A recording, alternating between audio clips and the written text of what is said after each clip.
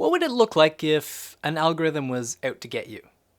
Like, say, if there was an artificial intelligence, just like out in the wild or something, and it just happened to turn evil. And for some reason, it didn't like you. It was after you. It was trying to cause you harm or at least inconvenience. Well, I've talked before about an uncaring AI, an artificial intelligence that just doesn't have our best interests in mind, one that doesn't really care. Maybe it has a malformed utility function, maybe we didn't really give it a proper concept of value, maybe it doesn't even really understand what human life is or why it's important to protect, and so it just kind of starts in doing something. Say it turns into like a utility monster or something. You give it a directive to make as many paper clips as possible as fast as possible, and, well, it gets to work, and it doesn't really understand why anything else is valuable, so it starts turning you into paper clips, and it can't be stopped because, well, it's trying to protect its utility function. And unfortunately, it devours the entire Earth and turns it into paper clips.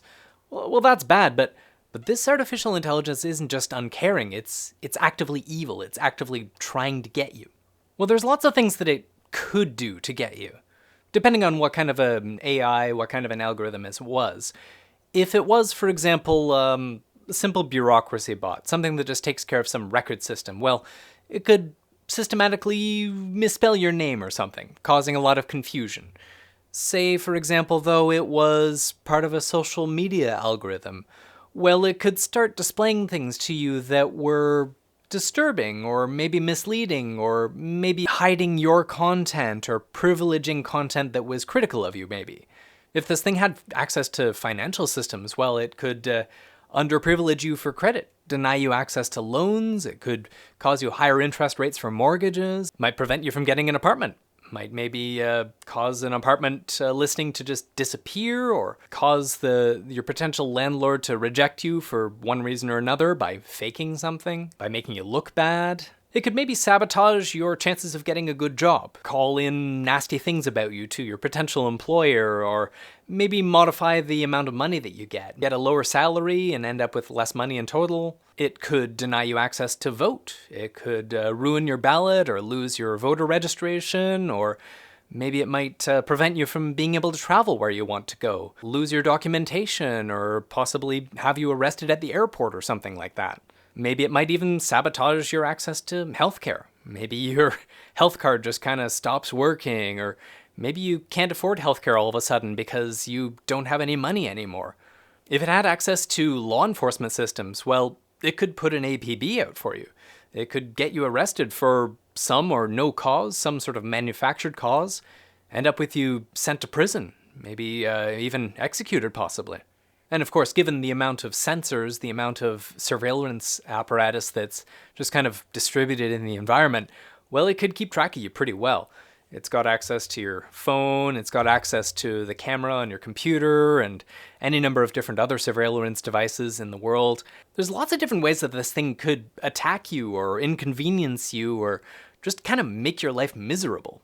The interesting thing is, though, if we look at all these things that this malicious algorithm could do to you, it kind of looks like systemic racism, systemic sexism, some sort of systemic oppression.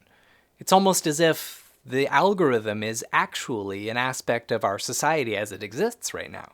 If you look at the life of a racialized individual, especially in North America, especially in the United States of America, there's an extensive history there, going from, well, slavery at the outset, but there's still been other forms of oppression over the years that have lasted, even though legally slavery and disproportionate treatment have been outlawed. There's still a wealth gap, a significant wealth gap between people who are racialized as non-white and, well, white people.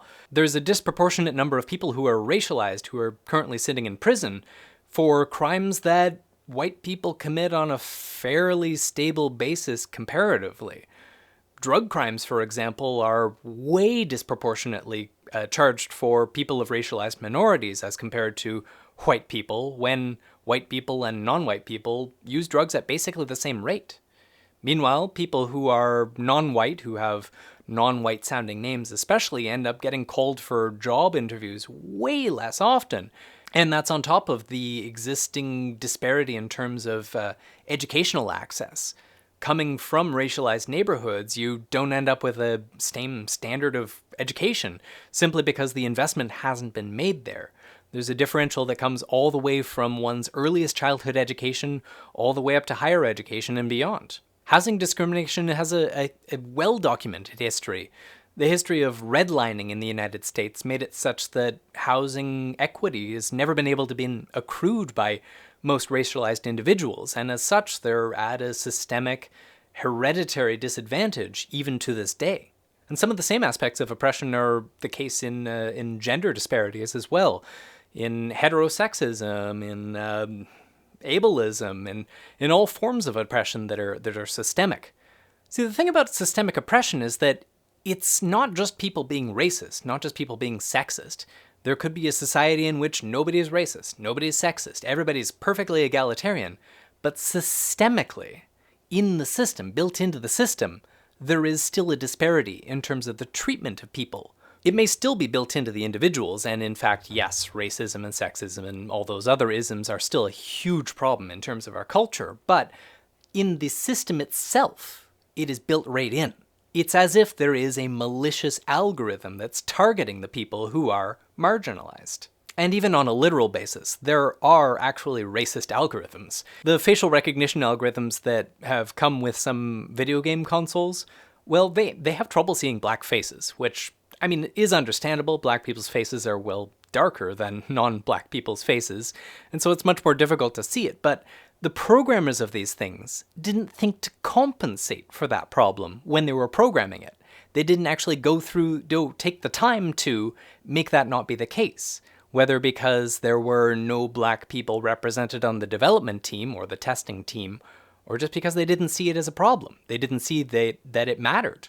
There's been other news stories involving racist algorithms, such as this one here, where millions of black people affected by racial bias in healthcare algorithms, where these algorithms are less likely to send someone who is racialized to a specialized individual care program than someone who's not racialized. There's many, many others. You can find all sorts of examples. Just search the internet and you'll find lots of examples. The big concern here is that the increasing influence of algorithms on the operation of our society is not making the systemic racism, systemic oppression problem any better.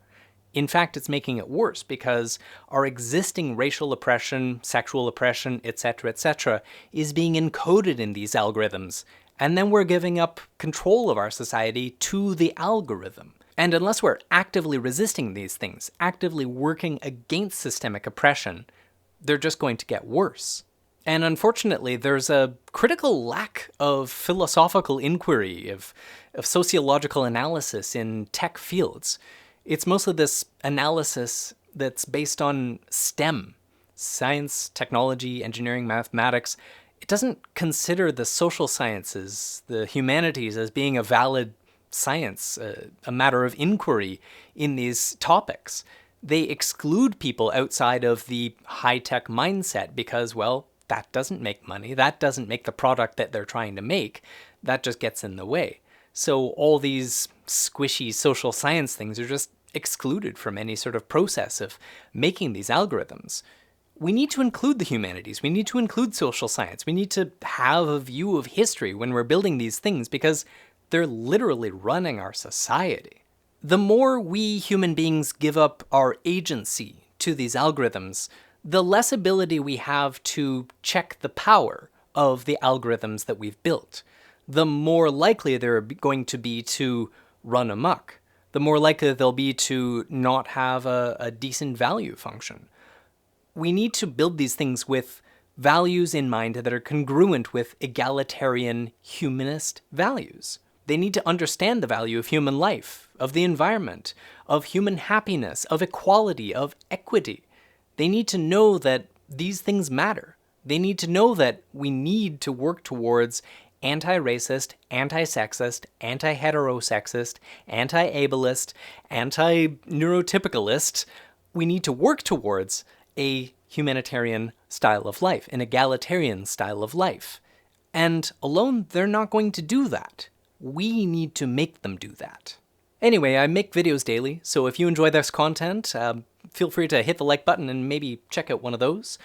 And yeah, thanks for watching. I'll see you tomorrow.